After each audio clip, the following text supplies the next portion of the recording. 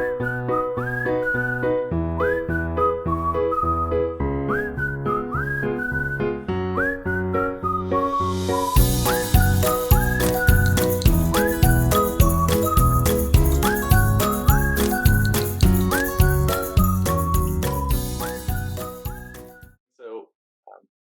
welcome everybody to another session of Back to School. This is the session, the series that we've had here at Northbrook, where we talk to authors and professors about various things that our church is studying. And so this month we're blessed to have Reverend Dr. Don Saliers with us. He has a long and storied career and an impressive resume with PhDs from Yale, and he taught at Candler for, let's see, how many years did you teach at Candler? Well, even the years that I wasn't supposed to be teaching, I was teaching. So if you think of 1974, what are we talking? 40 some years? Yeah, 45, 44. And a good bit of that, you were the director of the Sacred Music program and organist, and led the choir at Canon Chapel there at Candler. Yeah. And you returned not long ago as a theologian in residence. Correct? What does that mean? I was interested when I saw that. That means that if they need anything, they call on me. It's kind of like being a butler. Uh, you know, No, actually, what it is that I'm committed to teaching at least one full course every semester, and right now I'm working with a residential community of students in Grant Park, which is wonderful because I get to have meals with them, and we have evening prayer and so on. So that's part of the responsibility of being a theologian at large, I guess. hmm So Don has taught, guest taught all over the country. He's a fantastic musician. He's written a number of books on the theology of music and liturgy and worship, and how those practices all sort of come together. I think it's the last count that I have is 15 books. Is that right? Somewhere in there. Yeah. Somewhere there. And many articles, and he's a fantastic person. And so I'm so glad to have you with us. The last time we talked was at the beginning of COVID, when Don Yeah. and a small group and I were trying to understand what communion meant during a kind of digital church. And I know during one portion of that, my daughter ran in from bath time naked and jumped in my lap. So I'm going to try and hopefully Iris is not going to do that this time. Okay. Since we're recording and posting it later, I probably will get in trouble for that. But thank you, and I wanted to see if there was anything else you wanted to say by way of introduction. No, I'm just delighted. And I see a number of your flock and parishioners. Hello. Someone had a beautiful wind chime that I heard ringing there for a minute. So I'm very glad to be with you. One of my favorite things in the world is to be with local parishes. I did serve a small country church early on, and then I served in several other churches in various capacities, principally as organist and musician. So my deep love is being with folks who are trying to live the Christian life in communities of faith, whether a small church or a large church. Um, this is our vocation, to live Christian faith faithfully in the world as best we can. Yeah. So that's the only introduction I have, except that my living room over this period of pandemic has become my studio.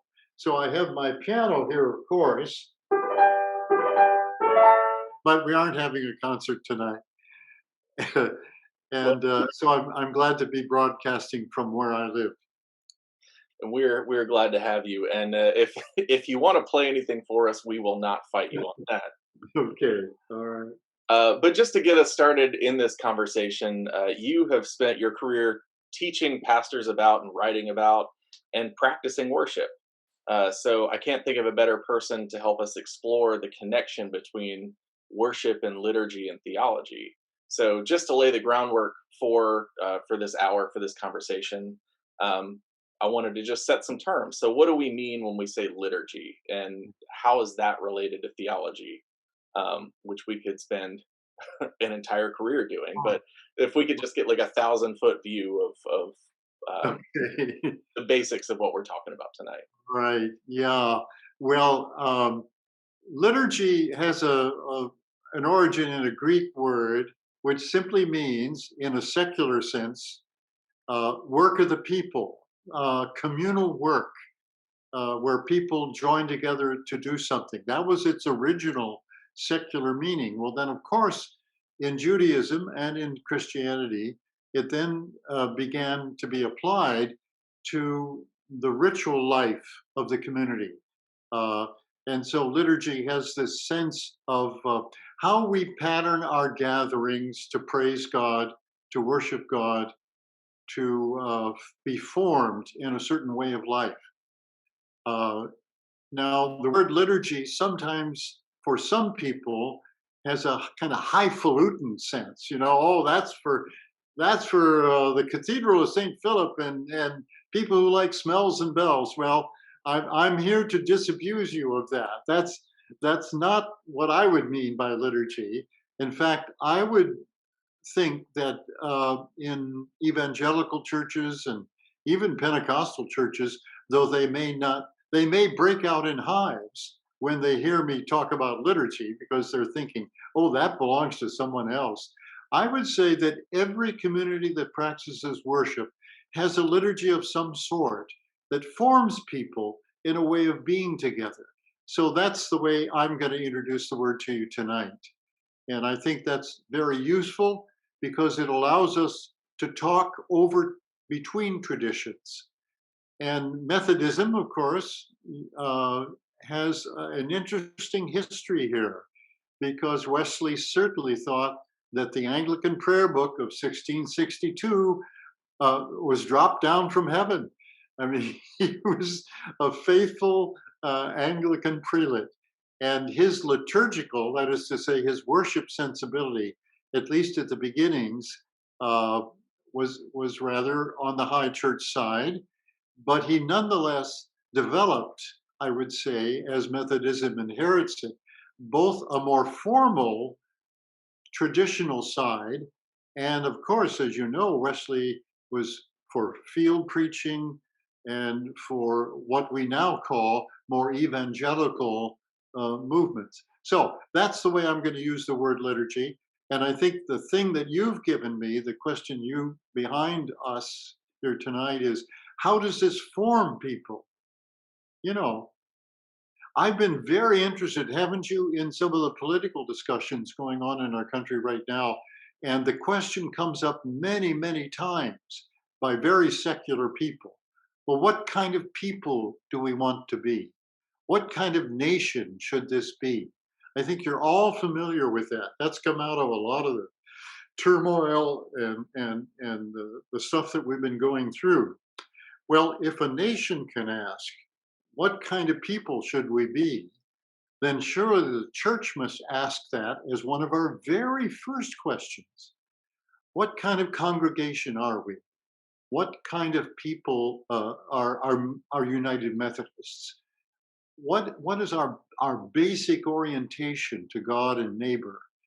And so I think from my experience, my pastoral experience, my teaching experience, and certainly my study and writing, that question of the formative power of what we do on a Sunday morning or a Wednesday night prayer meetings, I come out of that tradition too.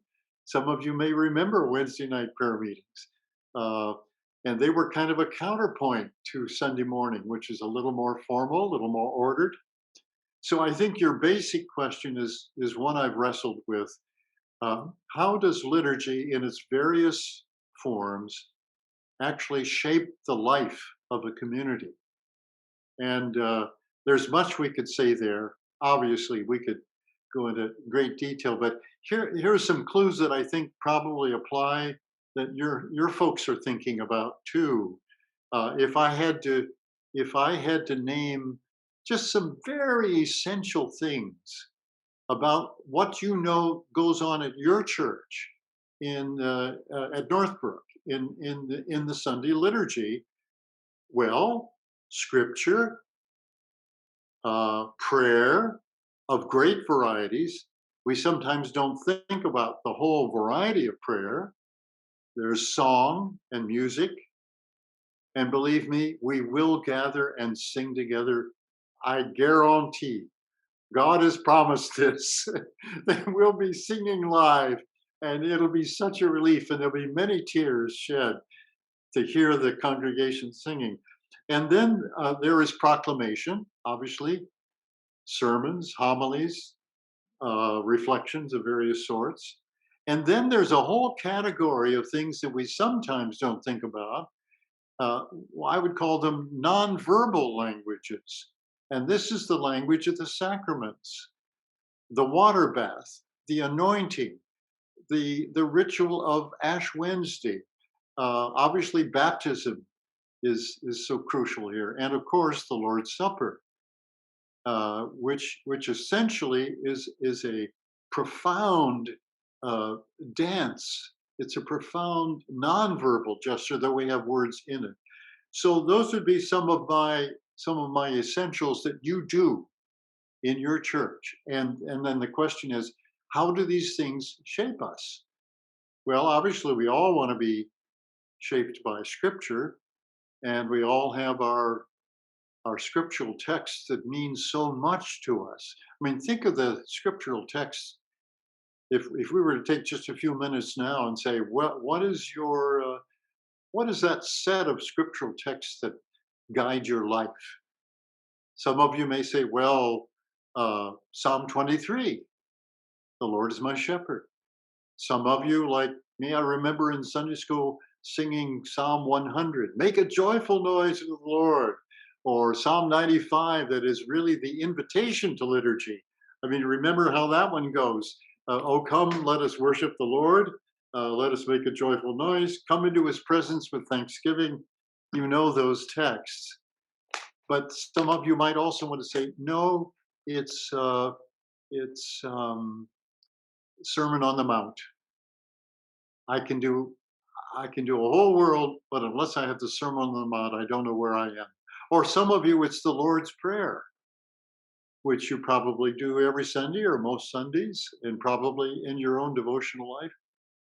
So there are scriptural texts that already are there, even when we don't think about it, that are shaping us in remarkable ways. I could go on and on with that, but the same thing would be true with song, music. What's your favorite hymn? And I bet I can name some of them. Some of them are oldies and goldies, like "How Great Thou Art," or "I Come to the Garden Alone," or "Jesus, My Shepherd," and so on. Um, I've had a lot of experience doing music with congregations, and the big thing we have to remember here is that some of these hymns that we think were there forever were once new, unknown. So the big question here is, how do you learn new hymns? How do you learn to sing new images to God? How do you learn something that you hadn't thought of before that's in a hymn? Um, we can do some of those a little later, but all I'm doing now is giving you a list of something that you know already. And I guess my question is, how do these shape your life? Um, and like everyone else, I will go along, and then suddenly I will say, "Oy vey, that really, really is important for me. That really shapes my life." I keep coming back to it, like a thirsty person for a well of water, like a hungry person for a good meal. Uh, so I hope that rings true to you, because that would be my way of starting a big discussion on how do the elements of our liturgy, of our worship patterns, shape us. And I guess I want to say, for most of us, they lie in wait for us. They wait till our life experiences cause us to say, "Oh my goodness, that for me is an anchor. That is a refuge. I can't live without that song, that language, that sacrament, that. Uh, I wish we could say this about our preaching, don't you? But sometimes people remember our sermons. Sometimes, anyway. Um, so that would be my starting point. Does that make some sense to folks? Yeah, That, I think that's great, and I think it can also be the other way, right? Because we have what I would call our canons, right? You have the canon, but then you have like the canons that you actually read on Sunday morning, or the things that are important to you, because there are things that I think naturally a lot of people will steer away from. So I uh, spent a little bit of time in college in a more non-denominational, but they really um, one thing I noticed is they stayed away from lament, and they stayed away from the Psalms of lament. And so uh, at one point there was kind of a tragic event that happened within the church, and I noticed that they didn't have language for that yeah. because the lament was not in their kind of church canon. And so Yeah, that's such a good point because I do think in American life, we want things to be upbeat and positive and so on. But what have we lived through this last year? For heaven's sakes, if we don't know how to grieve or lament with others, not just on our own losses, but liturgy laments on behalf of people we don't even know. mhm. And so that's part of it. And if any of you are students of the Psalms, and I think most of your folks would be, you can't get into the Psalms without seeing that it's that huge rhythm between lament and doxology, between sorrow and praise, between confession about the truth and the receiving a word of support and forgiveness. Mhm. Those rhythms are there, and so I think that's a good point you're making. Yeah, Uh, and it's kind of it's all through the wisdom literature, that rhythm of you've got Proverbs, but then you have Job, and then you've got Psalms, which kind of goes back and forth, and then Ecclesiastes, which lights the whole house on fire. Um, yeah. Oh, that reminds me. There's another element here that I neglected in my first little list, and that's how do Christians keep time? How do we keep time? Sometimes I like to say, show me a family that doesn't remember birthdays, doesn't remember anniversaries, doesn't remember death days or significant transitions, and I'll show you a family that's got some problems. So that notion of keeping time is part of our ordinary life, but how much more is it? I like to. I see my dear friend Dave. Dave is here with us, and he's heard me say this over and over again. But my favorite definition of the liturgical year, or the lectionary, whatever, keeping time with Jesus, because you can't say it all at once. It's going to take you quite a few weeks to get through this story. And so the wonderful thing is that when Lent comes around, we read certain stories. When Good Friday comes around, we pray Psalm 22. When Easter comes, we let it all hang out. When Christmas comes, we sing an Advent and so on. So seasons of the year have also a way, I think, by keeping time, shaping us. and something that you had said that I want to focus on, because I think it's kind of the central point and why we're talking about this is that liturgy is something that's shared among all religious traditions. Yeah. I was raised in the Episcopal Church, and so like any good Episcopalian, I can swing a thurible. Um, I can swing the incense, and I can bow before the altar. Yeah. And I spent a little bit of time, as I said, at a kind of non-denominational, non-traditional church in college, which would probably say that they're non-liturgical, but they have, you know, they've got their own things that they like to sing. They've got their own. Hey, Scout. Hello. Hi. Give me a bit, okay? At least she's got clothes on this time. You got angels in your house, don't you? Okay. So the question when we talk about liturgy is not necessarily are we liturgical or are we non-liturgical, but um, how is our liturgy shaping us, and what kind of people is it shaping us to be? Yeah. Um, so By that's the way, I want to, in case you hadn't seen it, it might be interesting to have a discussion group with some of your folks. There's a book on this topic by a really good friend of mine, Melanie Ross, Ross, Evangelical versus Liturgical question mark, and the subtitle is Defying a Dichotomy, and it's a very useful discussion because she writes from an evangelical church back free church tradition, but she's always saying, what are the crossovers? Uh, that is, they're just so long that you can deny tradition, and then you suddenly find that you've created one, and then you ask, well, how do you refresh yourself in the traditions you seem to be uh, finding yourself in? So I think your question is such a basic one. Uh, and I'd love to clone you and take this to all the churches. I mean, this could be a basic question for every church to to ask about itself. so the other thing that I do want to talk about music specifically, because that's kind of been a lot of focus of your life's work. And when we think about worship, we often think about music and sung worship, um, and I think that styles can vary, but an appreciation of music can be universal, because music has some sort of almost magical ability to stir us and to elicit these deep emotional responses. But being within the church and a pastor in the church, one potential issue I see when it comes to church music, and I've never been out of my uh, Protestant American context, so this may just be speaking from my own position, and it may be different in other cultures. But one issue that I've seen is that people can start to believe that the emotional stirring is actually the proper response to God in worship. And the complaint I've heard after any church service most often, if someone says I just didn't feel it, was musical.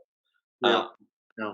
and so Tish Harrison Warren is an Episcopal priest, and she wrote this book that I taught a couple classes on, called Liturgy of the Ordinary, because it just talks about the ways that liturgy is sort of built into our life. And at one point, she writes that I need rituals that encourage me to embrace what is repetitive, ancient, and quiet. But what I crave is novelty and stimulation.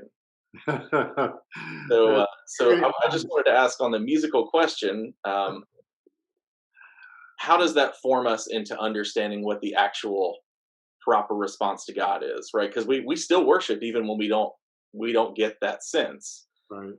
But if we are seeking that emotional state, we can leave feeling like we did not worship. Well, that's in a very, may I say, it's a very American problem because our culture is a culture of hype and exaggeration emotionally. I mean, all you have to do is sit there and look at the ads. Look at the advertisements we take in, like Strontium 90 from our TV sets or in social media. The accent is really on what I would call hyping us, upping our emotional regard, and so on. I'd like to think of this as also a little bit like the analogy between liturgy and evangelical and liturgical. Um, Here are two terms. I don't know whether these are terms that the folks use all the time, but I'm going to use them, and let's see how far we go. There seems to me to be a need for a balance between exuberance and restraint. And isn't that true in so much of our life, quite apart from the question of liturgy now? When a culture forces us toward everything has to be up and high level, and for example, the point about lament is I don't want to hear any of those songs in minor keys. I don't want to hear those laments. I want something positive. I want to go away with my fist clenched and Excelsior. Well, I don't know what happens then on in Lent, or what happens when your friend dies, or when you're struggling with a family problem, or the nation is in turmoil. What do we do? You don't sing about 9/11 or perhaps January 6th in 1/4/5/1 chord patterns in an upbeat waltz term. You don't. Why? Why? I mean, if I started to sing uh, Psalm 130, which is, out of the depths we cry to you, the great psalm that Luther set to a hymn. If I sang that in C major in this rhythm, out of the depths I cry. Well, why are you laughing? Because there's something so fundamentally incongruent between the musical idiom and where the text goes. Now, that's only one point. On the other hand, it's like a marriage. It's like a marriage. You go along, you say, love's a fire, but it has to take out the garbage. The dishes have to be washed. And so in some relationships, over time, things settle in to a kind of non-exuberant existence, you might say. As Pearl Bailey once said, honey, life is so daily. And so the daily takes over. Now, in occasions like that, you want to say to your partner, hey, once more with feeling, please. Don't you, don't you want to hear something that engages you and animates you? So the first point I'd like to make is the big general one, that it seems to me music in liturgy, like music in the culture, should always be able to explore both the exuberance of praise. That's the way the whole Psalter ends, by the way. Is five-part cantata of praise ends the whole darn Psalter, but it contains then all of the laments and all of the sorrow and sadness. So the restraint comes as a natural, the deepest human thing we could do to respect someone's sorrow, including our own. I hope that makes sense. That's a big general point, but what we could do would be to go case by case. And let me tell you a wonderful story. One time I was studying how people learn new hymns, and I was going around various Methodist churches. I think there were 13 in the study, and I was in Charleston, the holy city of Charleston, and I was interviewing the choir and the kids choir, and then I got to a wonderful Sunday school class called the Young Women's Class. I see you're smiling because you know what's coming. The average age of the Young Women's Class was 83, and they'd been together for generations, still calling themselves the young. Well, anyway, so I asked them what their favorite hymns were. And I bet you could tell me the same. They were the wonderful oldies and goldies from that had been sung so long for all these women. Uh, how great thou art, Jesus loves me. I mean, all of that. But at one point, I said, "Okay, uh, and why are these so important to you?" And one woman said, well, because when I sing that hymn, I hear my grandmother's voice. Oh, when I sing that, I think of all the church suppers that we've had when we sing that. They were telling me their life experience, not so much that they felt a certain way when they sang it, but what the hymn accumulated over time. Well, I mean, that would have been a good session, but it wasn't over. So I risked the question. Well, now, do you know any of these new hymns? Because the United Methodist hymnal had come out just a few years before, and I said, "How about these new hymns?" And this little woman, I think about 4'11", said, "I love that new hymn in our hymnal, Lift High the Cross." and So if you know that hymn, it's been around quite a while, but that was the first time that it was in a Methodist hymnal. And so there was this wonderful. I said, "You like this new hymn?" "Yes," she said. And I'll never forget. She said, "We aren't a high church here, but every once in a while they bring the cross down and the choir processes down the center aisle. And if we sing 'Lift High the Cross,' she says, I belt it out." It was it just sent me, I almost fell down on the floor. She realized that that hymn, which is a hymn of, not of, that would, you know, cause you to fall down slain in the spirit, uh, was kind of restrained. It was kind of in the English tradition, and it's a very English tune. And so she said, I belted out. And then she said something that changed everything else. She said, "Yes, when I sing that hymn and look at the cross, I think I see the cross more clearly."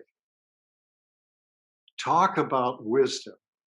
So it's that aspect of music in liturgy that I'm looking for. And sometimes it comes with upbeat, joyous praise, ecstatic praise, just like the end of the Psalter. But sometimes it's there in the text and the music when it seems restrained, or we never know what's going on in our hearts and souls when we sing and have the experience of, for example, the Lord's Supper, or a baptism, a celebration of a baptism, or anointing for healing. This has happened to me time after time after time when we've sung a Tese piece at a healing service. And long after, people will, when I see them, they'll say, I've never forgotten that. So the other thing I guess I want to say is, like the disciples in New Testament, we understand later what we've experienced. Isn't it true? I mean, just think of the end of John's gospel that you probably read here, Easter. Uh, they didn't understand, and Jesus even has to say this: what we're experiencing now, you don't quite understand, but you will later. You'll understand later. So I guess I want to say that about the choice of music and the style of music, that unless it deposits something that we don't understand until later, it may not be quite as effective as if we're just immediately full of exuberance. Does that make sense to you all? I think there are things we sing that we don't understand until much later, until we've gone through loss and emotional turmoil or great joy. The birth of a grandchild, for heaven's sakes, suddenly makes a hymn come alive. Or this spring has been so beautiful, wouldn't you agree? I mean, this is just such a beautiful spring here in this part of the world. And I was thinking of the hymn, For the Beauty of the Earth, Hmm. for the glory of the skies. Now, that may say, oh, that's a child's hymn. Well, no, wait a minute. Sing it again in light of this spring, and in light of where the words take you. Brother, sister, parent, child. It's as though nature is the starting point, but it embraces the beauty of being. Uh, well, we could do this with hymn after hymn after hymn, but I thought you'd like that story about Lift High the Cross. That's one of my favorite of all time real stories. I did, yeah, I did, and I especially appreciate the setting because it was the Episcopal Cathedral of St. Luke and St. Paul in downtown Charleston is where I grew up. So Oh, uh, you learned it there. it's Yeah, close to my heart.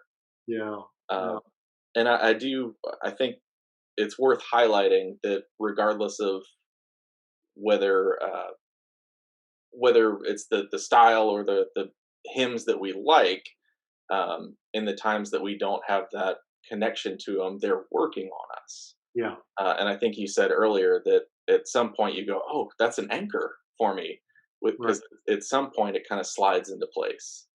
I'm going to ask you to do something there. I don't know who does your music or whether the folks listening would be for this. One of my favorite things to do is to have an informal hymn sing. Now, I love hymn festivals where everything is planned out and you get the brass going and all that. But my favorite thing is to have an informal hymn sing. And I'm going to invite you and your parish to try this out as soon as we can all gather. I have to have a good meal, have some good dinner on the grounds, but then sing. Let folks sing their oldies and goldies and tell their stories, but let some people who have learned, like that 92-year-old, uh, Mhm. tell their story about what the music encodes for them. So you didn't know this, but I'm admonishing you actually to try this as soon as possible in the fall. Maybe have an informal hymn sing. Well, this will be recorded and posted, so Chad, Okay, our music director, will will okay, be admonished. okay. All right, gently. Yeah, Um, but yeah, so I love the way that you said the woman who said I can hear my grandmother sing it because I spent when I was a student at Candler, I did a CPE turn as a hospital chaplain with Wesley Woods, the senior hospital there. And one of my areas was the neuropsych unit. So it was a majority of people who were experiencing advanced dementia, Alzheimer's, severe memory issues. And so it would be very difficult to talk to people because they'd um, not know who I was. They'd be, sort of in a strange way, kind of untethered in time, yeah, yeah. sort of flowing through earlier memories. But the best part of the day was when the music therapist came and he would play, and it was often hymns. And so you would just see it was usually Amazing Grace. You would see he would start that, and all of these people's faces would just sort of, it was almost like it brought them to a place. It was an anchor, and it kind of returned them uh, to lucidity in a way that I didn't see anything else work. So that sort of replaying of that musical anchor. There's something so healing in that that was hard for me to put my finger on. Yeah, and I don't know how many of you saw the incident when Barack Obama was president, when at that funeral service he suddenly spontaneously broke into Amazing Grace. It was a stunning national moment. I mean, whatever our opinions are about his presidency, uh, that was an amazing. He knew that that would draw such an accumulated sense of experience. And for one, now here I'll put in a word for new composers. We have the best set of women text writers that we've had ever. Uh, people like Susan Viola Cherwin and Shirley Arena Murray, and I mean some of my own students, Mary Louise,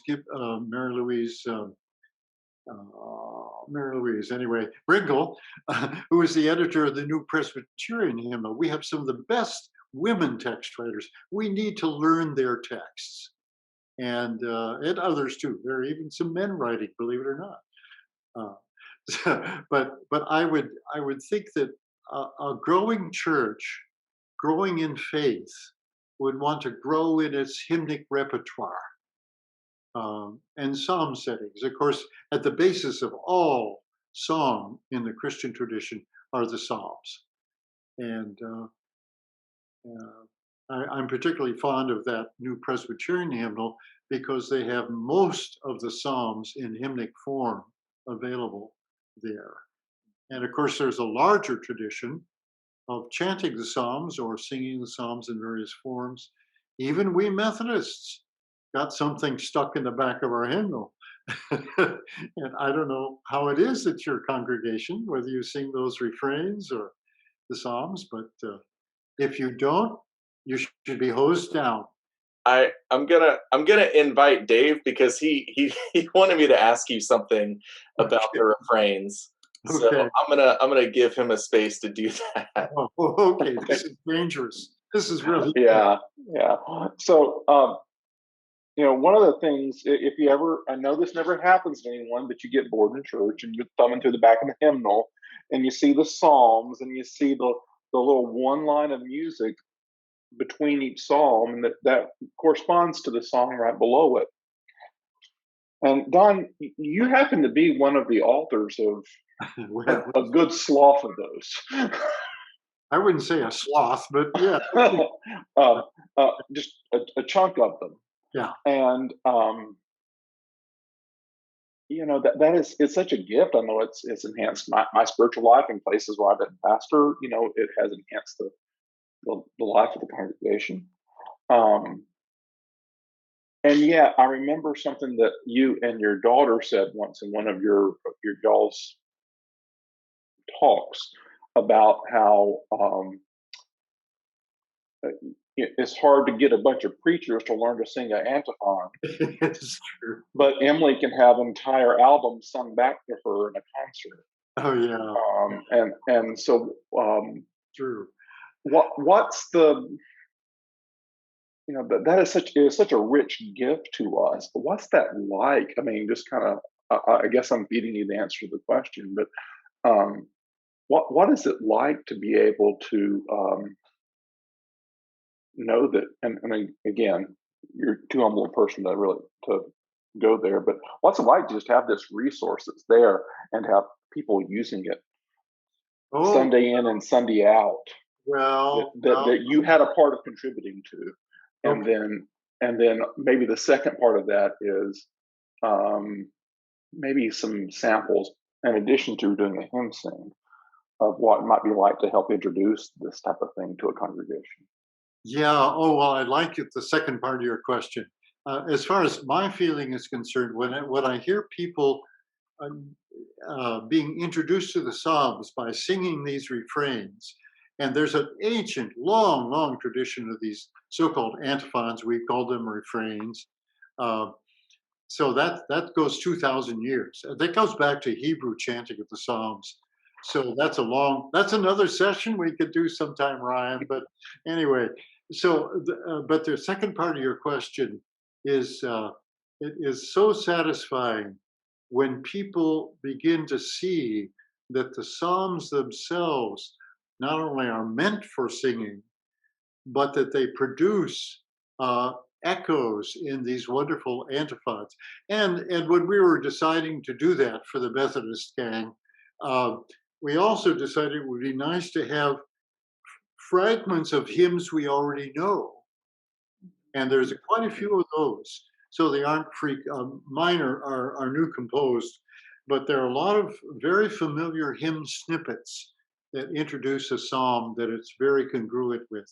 So that satisfaction of knowing people are being introduced to the psalms as resources for their lives is one of the greatest rewards in doing that sort of thing. So I want to just add some context here to that question. Don, who is your daughter Emily? who is she? She's a wonderful singer who has recorded with her singing partner Avi 17 albums and has a Grammy and all kinds of stuff like that. So, and we've written a book together, uh, and so she's one half of the so-called Indigo Girls that have been around now for well over 30 years. An amazing group. Yeah. So So yeah, so that's I think that was a funny background of Dave's question with the yeah. uh, they'll sing back to her music, but it's hard to get preachers to sing Oh yeah. response. Yes. Yeah, it's true. It's true. I went to the symphony. They played with the Atlanta Symphony here not long before the pandemic. I was there, and at one point the two of them stopped singing and just gestured toward the audience, and you got 1,200 people singing all their lyrics of the song. And I thought, oi, oi vey, I can't get preachers to sing one antiphon. What? There's a big contrast there. There's one more thing I wanted to do. I know we're time, and I want to leave a little bit more time for any sort of Q&A. I love But in I cannot remember which book. I looked for it and I couldn't find it. It's on one of my bookshelves, but you kind of break down theology and you talk about it theologically, with God centered, or you talk about worship theologically, God centered, but it. also anthropologically, like people centered. Yeah. And so I want to kind of shift to the people part of just to close out my questions, because I think this has been a really difficult year for a lot of people, or just everybody. And even before COVID, I think social isolation was a big problem. And so Yeah. I just want to sometimes focusing just on theology with worship can make it feel like an obligation, Right. but it's something that's good for us. And so I just wanted to kind of close my questions by saying just um, we're really big on self care, but we're not big on community care within America. Oh, So why is worship good for us as a community? Just not even from a theological standpoint, but just as the gathered community, as people worshiping. yeah. Well, one way to put this, I mean, it's such a wonderful question. That's another whole hour seminar. I'd love to be with your folks when they talk about when you ask them what has worship given you by way of your solidarity with the congregation or with a group of people you're with. So it goes back in a way to the relationship between the words we speak and the nonverbal dimensions. And I do think that one of the big things that happens is that worship actually can console the community. It can heal, certainly, at least can heal memory, if not physically. Uh, there also is shared joy. We have our individual joys, but there's nothing more profound than a community discovering its joy. And I think a lot of that is already maybe happening as people are trickling back in. Just the sheer joy of being together as community, singing together, hearing scripture read, praying our prayers for others as well as for the world. Um, I would say that the very act of gathered community is itself uh, a remarkable power that we maybe take for granted. And I do want to go back to the point about remember I said a family that doesn't keep its birthdays, its death days, its anniversaries. There's something problematic there. Well, I think the church is one of those places where we keep the memories alive and we keep time. We keep time with God. So that in itself, the sheer act of gathering around the book and the font and the table and the songs and one another is is the greatest healing act in the world. In the world, I really believe that. And there are times when we don't feel much. It's a flat EKG Sunday. Nothing is ever epiphing, you know. And I've many days like that. But overall, the cumulative weight of having gathered to sing, to pray, to hear the word, to baptize, to share the supper, that is a profound force in the world. And I really do believe that while God can act in many ways, God chooses to act in our gathered liturgies, chooses. And so I mean, I believe that with all my being, and from time to time, we really do perceive that and experience it and receive it as a gift. I think especially now coming back from this year of COVID, we really see that the communal gathering itself is an act of God, an act of healing and empowerment. So that's the best I can do with that question, but it can be broken down into small sections, I think.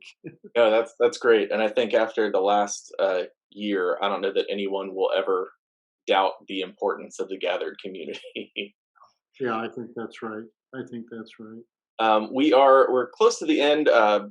I left a little bit, I think maybe too long at the beginning to gather people, but I want to just give everyone who's here an opportunity. If there's anything you want to bring up, any questions, just have a little bit of space here to let you ask, so you can unmute and ask anything that you've got. Yeah. I think it was Jack. I'm looking at your names, of course. I think it was Jack that had the wind chimes. You were outside there for a little bit. That was lovely, natural music there. That was very nice. Don, Yes, uh, yes. you and Emily were guests at our home about 15 years ago. You Yeah. did a seminar and a program, you and Emily together, at Mulberry Street United Methodist Church Yes, in yes, Macon. yes. I knew your face was familiar, of It was course. it was a sweet moment, I will tell you. But Okay. the words you used tonight were so familiar because it was very similar. Because we are a part of a liturgical church. We belong to Dunwoody Church, Yes, yes. but um, it is so important, the liturgical Yeah, offerings that we have. yeah, the worship. yeah. And we continue to see Emily at the Wild Goose Festival also. Oh, sure. The wild goose. Yes. Now talk about a liturgy. The Wild Goose Festival is one that is on that cusp between the secular and the sacred, isn't it? Very. Yes, Yeah, we need more of that for we sure. do. We're Well, going to regather in Labor Day this year. So good, good. hopefully. Yeah. But Ryan, Yes. I would just say, Ryan, please share this with your other members of your church. Yeah, so this is recorded and it'll go Good. on our out in an email and on our Facebook group, and so this will go all over. Good. Great to see the We're heads. talking about Mulberry Springs up in North Carolina. Otto, North Carolina. No, this is Mulberry in Street Methodist in Macon, Georgia. Yeah. So there In must May. There's one up in North Oh. Carolina we saw Oh. last. okay. Down the road from it is a worship experience looking at the Trillium on the hillside there. Oh, the Trillium. They've been so brilliant this year. Wow. Yes. Yes. Yeah. Yes, and Marlene has her hand up. Could you play something for us? Oh, well, what do you want to hear? A little Bach? Maybe just a little Yeah. teeny Bach? Yes. Anything. Okay. All right. I don't know how it's going to come through. Sometimes it doesn't. Here's a little Bach invention.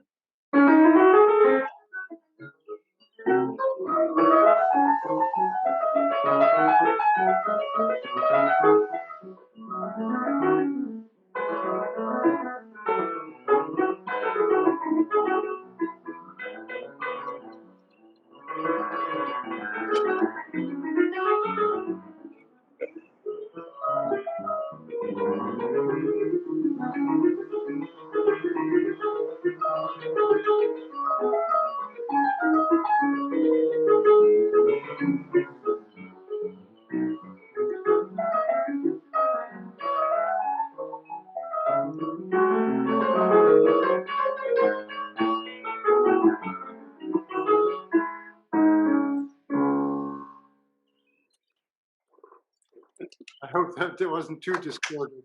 Yeah. Thank you so much. It was wonderful. By the way, that was in a minor key. That's in D minor. Shows you how joyous a minor key can be. We thank you. You're welcome. I'm delighted to be with you for these little short periods. And Ryan, blessings on your ministry there. And if there's a time when we can all gather together physically, just give me a call. Oh yeah, I would love it. And so thank you so much for joining us tonight, Don. Thank you, everybody else who